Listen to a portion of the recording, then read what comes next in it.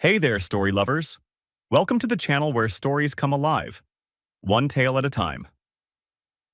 If you enjoy stories that inspire, surprise, or make you see the world a little differently, you're in the right place. Before we dive in, can I ask you a quick favor? If you like what you hear, please give this video a thumbs up and don't forget to subscribe to the channel. It helps more than you know, and it means we get to keep sharing these amazing stories with you. All right, ready? Let's get into today's story. From Queens to Wharton, How Discipline and Legacy Shaped Donald Trump's Ambition. Unpacking the early forces, family empire and military precision that built the foundation of one of America's most controversial leaders.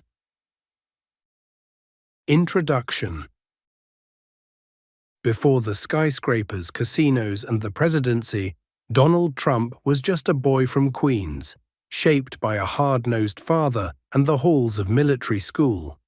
Behind the flashy persona lies a story of strict discipline, inherited ambition, and elite education. His early years weren't just a prelude, they were a blueprint.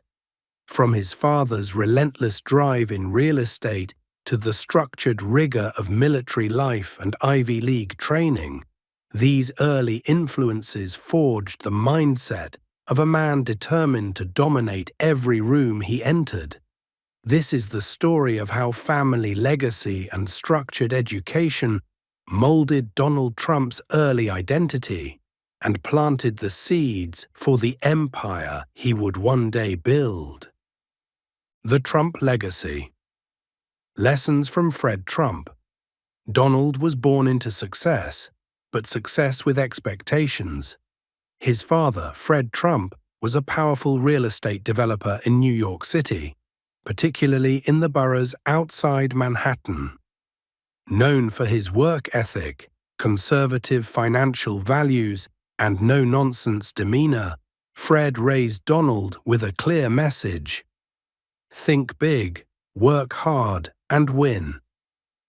Fred didn't just provide wealth, he modeled an aggressive approach to business and competition. Donald learned about real estate deals, tenant management, and cost control before most kids learned how to drive. Fred's philosophy of fight back harder would become a recurring theme in Donald's business style and public persona. The Trump name, under Fred's guidance, became more than a surname.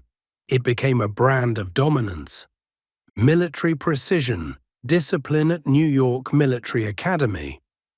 At age 13, Donald was sent to the New York Military Academy due to behavioral issues at home and in school. But what began as a disciplinary move became a turning point in shaping his identity. The strict military environment taught him order, leadership, and structure. Trump thrived in this setting, rising to the rank of captain and excelling in both academics and athletics. The school demanded discipline and rewarded ambition, two forces that deeply influenced his future. It was here he began to see himself as a leader, capable of commanding attention and taking charge. That mindset would later echo in boardrooms, television sets, and campaign rallies. Ivy League mindset, business education at Wharton. After 2 years at Fordham University, Trump transferred to the Wharton School at the University of Pennsylvania, one of the few schools in America offering a real estate major at the time. At Wharton, he gained formal training in economics and real estate investment. Though not academically standout, he soaked up knowledge that would later inform his business strategies. Wharton added polish to the instincts Fred had drilled into him. It gave him the vocabulary of finance, the legitimacy of an Ivy League name, and access to a network of future business leaders. While his classmates prepared for corporate careers, Trump envisioned towers with his name on them, seeds of ambition. the making of a future mogul. By the time Trump graduated, he was already thinking in terms of legacy.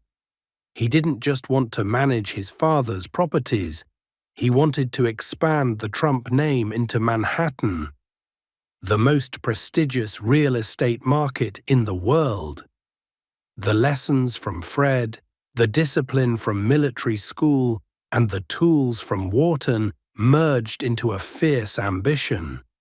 He began making bold moves, taking risks, and betting on himself. These weren't random chances, they were calculated leaps born from years of preparation. His early life built a mindset that thrived on control, visibility, and winning. Bold moves, taking over and transforming the Trump empire. In 1971, shortly after graduating from Wharton, Donald Trump officially took the reins of the family business. He rebranded the modestly known Elizabeth Trump & Son as the Trump Organization, a name he intended to echo across Manhattan and beyond. With this change, Trump wasn't just assuming leadership, he was signaling a new era of ambition and expansion. His first bold move was shifting the focus of the business. While Fred had built his fortune in Brooklyn and Queens through affordable housing, Donald set his eyes on Manhattan, the glittering capital of prestige and wealth. He understood that visibility mattered, and Manhattan offered the perfect stage. One of his earliest landmark deals was the Commodore Hotel redevelopment in 1978. The hotel, then a decaying structure near Grand Central Station, was transformed into the Grand Hyatt through a complex partnership with the Hyatt Corporation and a substantial tax abatement from New York City.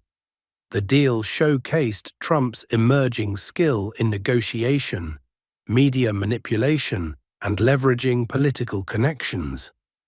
It marked his transition from heir to independent mogul. Around this time, Trump also began to shape what would become his most valuable asset, his brand. He understood the power of media and crafted a public image of success, wealth, and fearlessness. Newspaper profiles, magazine features, and interviews painted him as a brash young tycoon taking New York by storm. Even in these early stages, Trump was building not just buildings, but a persona. Phase by phase, the foundation laid by his father, the structure of military school, and the polish of Ivy League education were converging. Trump wasn't simply managing a company, he was building an empire that bore his name. Building the brand, rise of a real estate mogul. The 1980s marked Donald Trump's explosive rise as a national figure in real estate and in popular culture. With the success of Trump Tower, completed in 1983, he cemented his presence in Manhattan. The tower became a symbol of his taste for opulence, with its bronze glass exterior, marble interiors, and cascading waterfall. Located on Fifth Avenue, it was both a commercial success and a monument to Trump's vision. Riding the momentum, he expanded rapidly. Projects bearing the Trump name, Trump Plaza, Trump Park, and Trump World Tower, began to appear across Manhattan. His signature style emerged: luxury, bold design, and his name in large gold letters. Trump was no longer just a developer, he was a brand. He also ventured into Atlantic City, bringing his flair to the casino world. He launched the Trump Plaza Hotel and Casino, followed by Trump Castle, and the Trump Taj Mahal, one of the most expensive casinos ever built at the time. These ventures brought huge attention, solidifying his reputation as a risk-taker and showman. Behind the scenes, however, Trump was leveraging debt and high-risk financing. He took out massive loans to fund his projects, confident that his growing reputation and business instincts would keep him afloat. This aggressive strategy would eventually lead to trouble, but during the 1980s, it fueled his rapid rise. Throughout this era, Trump became a media icon. He appeared on magazine covers, talk shows, and news segments. Not just as a businessman, but as a celebrity. He portrayed himself as the ultimate deal-maker, living a lavish lifestyle filled with limousines, private jets, and tabloid headlines. It wasn't just business, it was performance. Trump's journey from young heir to real estate mogul showed how far the seeds of discipline, branding, and ambition had taken him. His empire was growing, and so was his fame. With every building and every headline, Donald Trump wasn't just shaping New York, he was shaping his legacy. Crisis and comeback, weathering the storm of the 90s. As the 90s began, Donald Trump's high-stakes empire began to unravel. The same aggressive borrowing and bold expansion that had fueled his rise now exposed him to immense risk. A broader real estate recession hit, and his Atlantic City casinos, especially the Trump Taj Mahal, became financial burdens instead of assets. Trump found himself billions of dollars in debt. The pressure wasn't just corporate. Trump's personal finances were on the line, with hundreds of millions in loans personally guaranteed. His glamorous empire began to show cracks. Multiple business bankruptcies followed, including Trump Plaza Hotel and Trump Castle. But through it all, Trump avoided personal bankruptcy by negotiating with banks and creditors. Instead of collapsing, he found ways to survive. Trump surrendered equity in several properties but retained control, a critical move that preserved his ability to rebuild. His skill wasn't just in real estate, but in negotiation and reinvention. During this time, Trump doubled down on protecting the one thing he couldn't afford to lose: his name. Even when financial reports painted a grim picture, he stayed in the media, continuing to project confidence and success. He knew that his brand, the illusion of winning, was still his most powerful asset. By the mid-1990s, Trump had stabilized his empire. Though scaled down from its peak, he was far from finished. He had weathered a financial storm that could have destroyed him, and emerged not just standing, but poised for reinvention. The comeback had begun. Reality reinvention, fame, fortune, and The Apprentice. In 2004, Donald Trump made his biggest comeback move, not in real estate, but on television.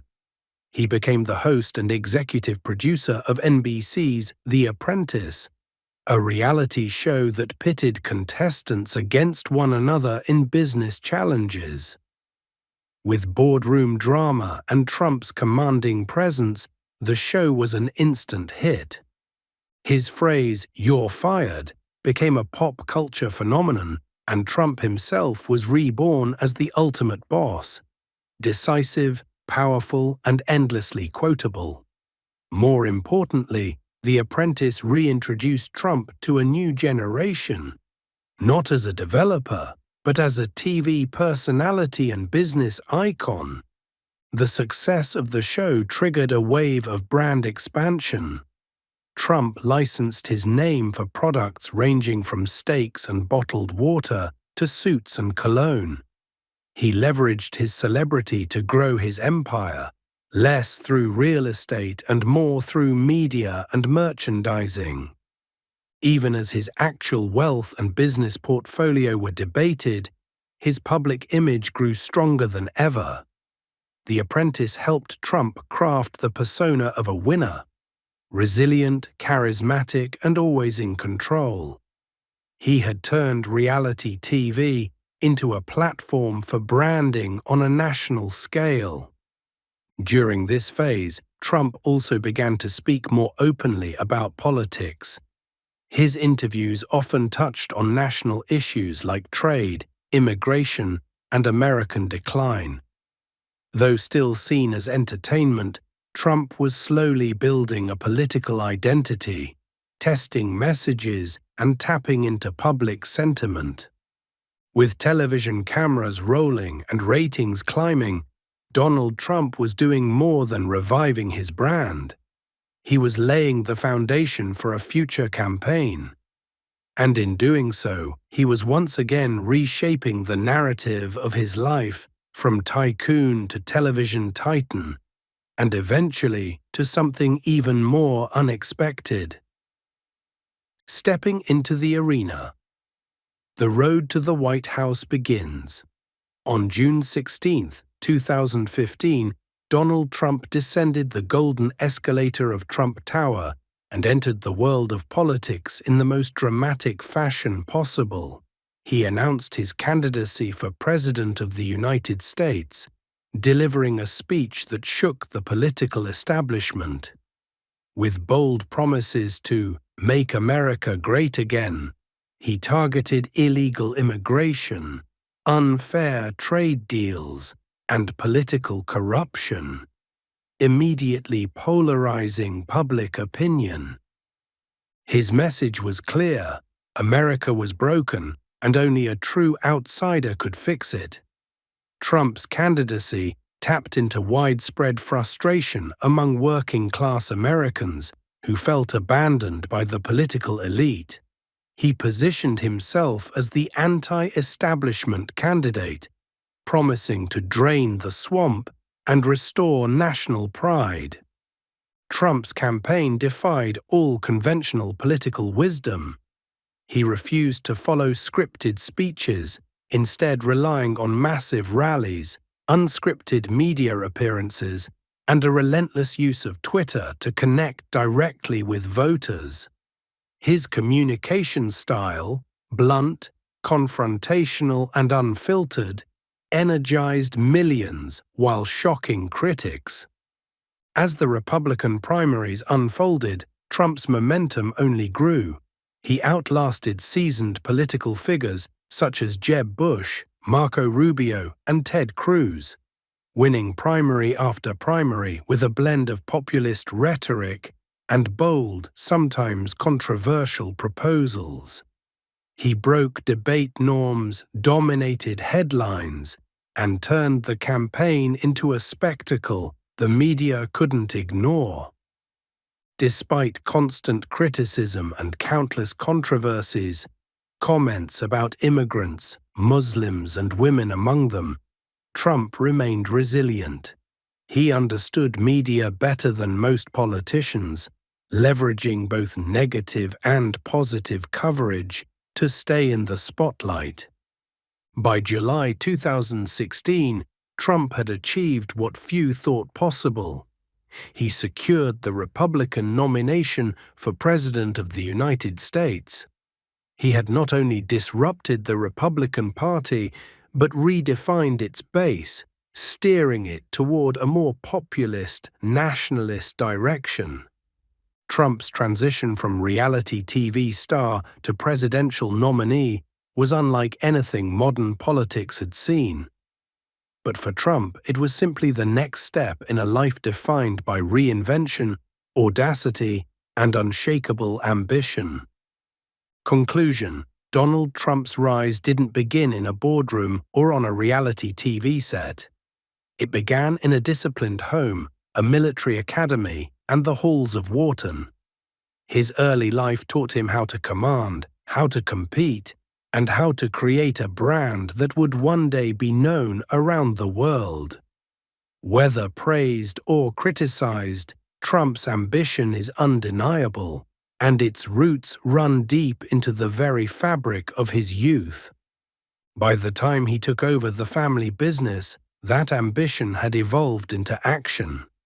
His bold entry into Manhattan real estate signaled more than a career move. It marked the transformation of a legacy. And as he built towers, casinos, and a global brand, the world began to take notice. The boy from Queens was now a mogul in marble and gold, one bold deal at a time.